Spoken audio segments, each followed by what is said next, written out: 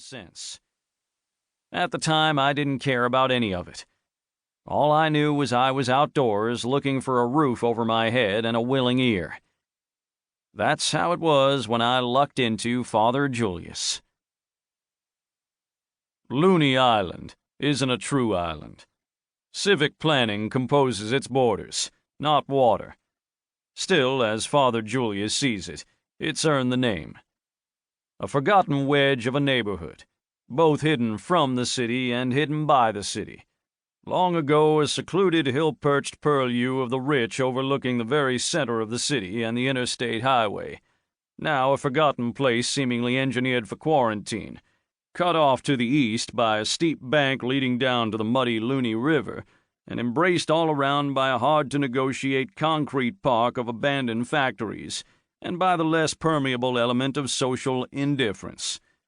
At the north end, a public transport trestle runs without stopping west to east until it rolls over the Looney, a wide and turbid river carrying sticks and mud and alleged industrial waste south.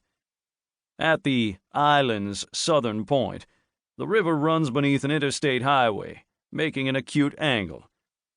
From this confluence, the highway carries cars, but never any cars from Looney Island, which is afforded no on-ramp, away to the southeast, or up north and west until it dips and runs beneath the transport trestle, completing a triangle, river and highway and trestle, from whose borders most of its denizens rarely, if ever, depart.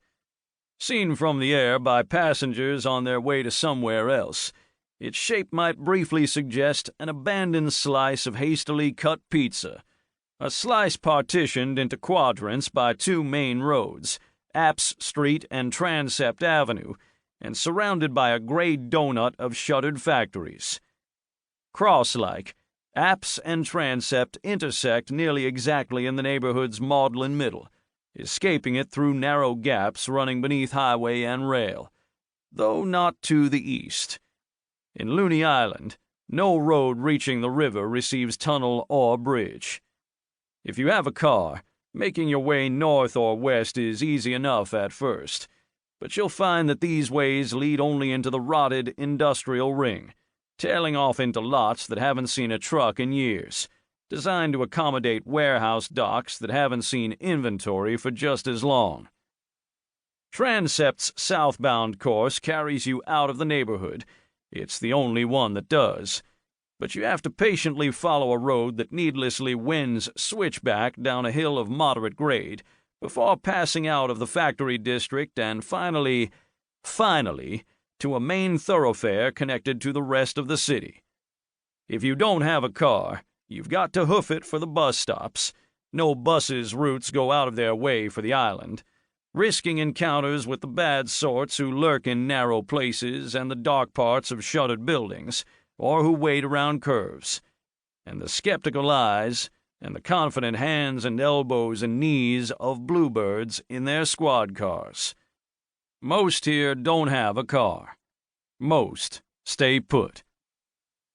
And it must be admitted some stay put not because of lack of transport, but because they aren't given any legal choice. Take, for example, the inmates of Jawpie, the Joan A. Wales Psychiatric Institute, the Wales. Bones of steel, flesh of concrete, skin of brick, clothed in industrial green paint. A hulking rectilinear cracker box, it hugs Transept Avenue for unbroken city blocks in the southeast quadrant, some blocks south of the main intersection. The Wales is the most prominent building in Looney Island, and its presence might lead ruminative souls to question, is the placement of a loony bin here a sly joke by some waggish urban engineer? Was the neighborhood bequeathed its name because of its inmates, or did it gain inmates because of the nearby Looney River? The majority of Looney Island's population lives in Domino City, 6 neglected high-rise urban housing complexes standing at surly attention west of the Wales on the other side of Transept.